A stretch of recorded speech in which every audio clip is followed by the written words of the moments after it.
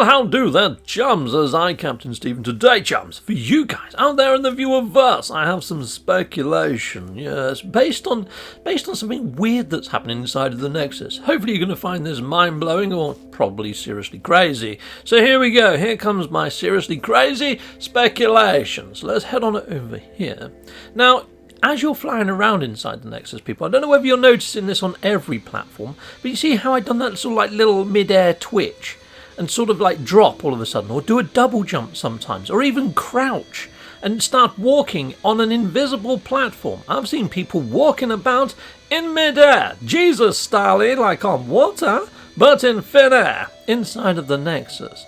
And that makes me think, people, that maybe the devs are reworking the Nexus to add in perhaps 32 landing pads for these 32 player lobbies that they mentioned in the next gen update patch notes that we don't seem to yet have on next gen platforms. I know I certainly don't on PlayStation 5. There you go, you saw me sort of land for a second in the air there and do a double jump. It happens infrequently, but frequently enough to make me think that something's happened, because this didn't used to happen inside of the Nexus, people, and now that it is, I'm wondering whether the Nexus is going to go under a reshift and redecoration. I mean, when you look back at the actual Nexus, at first it only had one landing pad, people, yeah, so it has changed before. This is not just, grabbing stuff out of thin air, even though I'm basing this whole speculation on thin air mid-jumps, but there we are.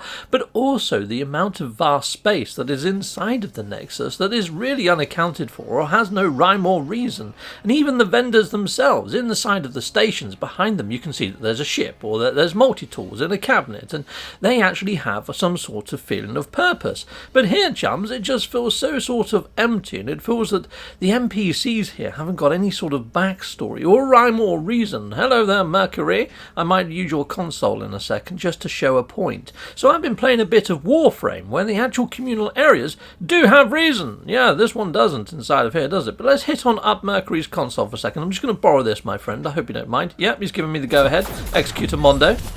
Right, so this is Warframe, and as you can see, I'm dropping out of my Warframe down onto a planet, and as soon as I do, there's another player that's also arrived and been dropped off, but he hasn't moved.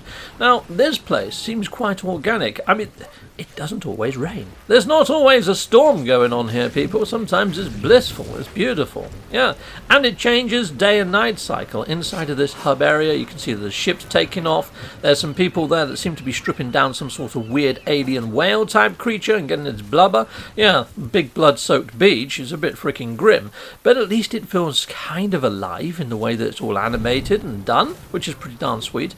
So if I head on over here, it takes a little while to get into the hub space, but here's the actual hub market, and you can see here that all the vendors, every single stall, has some sort of rhyme or reason. Yeah, you can't actually interact with every single one of these sellers or vendors, because I guess they're selling sort of some of these wares to some of the human sorts of people that frequent this market. But as you can see, I'm a robo ninja. I might not need myself some cutlery and some bowls. But yes, I definitely want a terrorhawk or a cat. Heck yes, I do. Yes, there's cats in baskets and all sorts of stuff going on inside of this market. And yes, Warframe has been given a massive graphical update for PlayStation 5. It looks freaking wondrous now, people. I'm going to be playing this on Monday the 10th. With Dad's Game Time, Scottish Rod and Dave. Yes, and here we go. Let's head around the market and let's have a look at what else there's been sold. Yes, I love your freaking fruity baskets. Lovely. And trinkets and weapons. And look, there's even fish here, people. You can actually buy a fishing pole and you can go and find fish and put them in your own aquarium inside of your actual ship. Yes, your ship has rooms. You can actually walk around your ship and decorate your ship on the inside, a little bit like Star Citizen, but very more customizationable than even in Star Citizen. So yes, Warframe has got quite a lot to offer in it now, people. So yes, hopefully you're going to tune in on the Monday just to see how decent Warframe is getting. But I just wanted to show you this, as to how maybe the Nexus could be improved to make it feel a bit more of an organic, livable sort of space. I mean, yeah, don't rip this straight off, Hello Games, heck no. But, give some of your stores and vendors a bit of rhyme or reason. I mean, at the moment, Destiny 2 is kind of like how your hub space is, where it's very sort of spaced out and spacious, and you have to walk half a mile to get from one vendor to another vendor, and it feels a little bit, it could be closed in and a little bit more sort of compact, so you can get around it a bit quicker and actually find what you're after that little bit quicker. You know what I'm saying?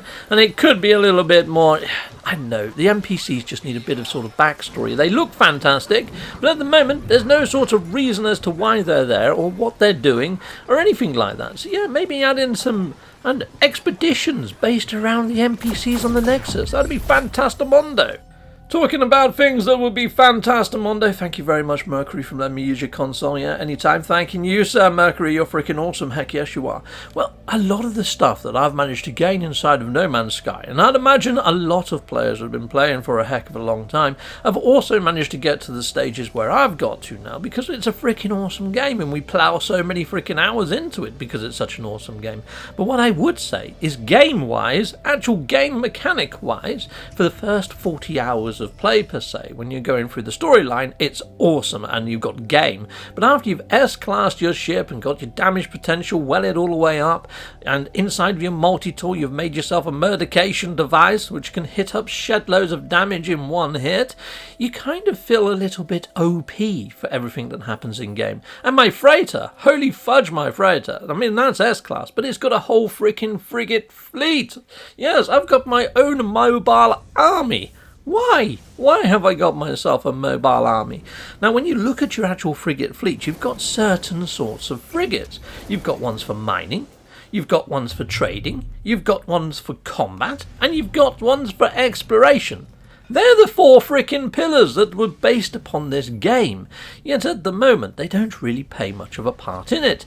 And I'm hoping that one day Hello Games is going to focus on these four pillars and bring up a lot of additional content to do at Endgame. Once you get to the S-class stages that I'm now at, and many veterans of play are now at, there's nothing to really do. However, when you fire up the game when you first start, when you're a new player, 40 hours of awesomeness, but then after that there's no sort of second tier.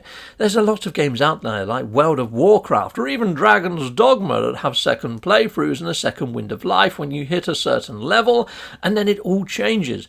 I would love to have some sort of alternate area of space like the Void that we can travel into that gives us an S-class type challenge and has got a lot of procedural elements. I'm going to work on a mock-up for an update, people. I'll be bringing a video out soon. Heck yes, I will. Yeah, it'll be coming to you fairly shortly, so stay tuned and hit that bell and all that sort of shenanigans. But I'd love to hear your ideas. Please leave them in the comments. Heck yes. Until next time, people, you've been awesome. Goodbye, goodbye, and goodbye again. Well, thank you very much for watching. If you like what you see, please hit a like and a subscribe, and I'd like to say a massive great big thank you to all of my backers over on Patreon and over on YouTube membership. Thanking you, backers.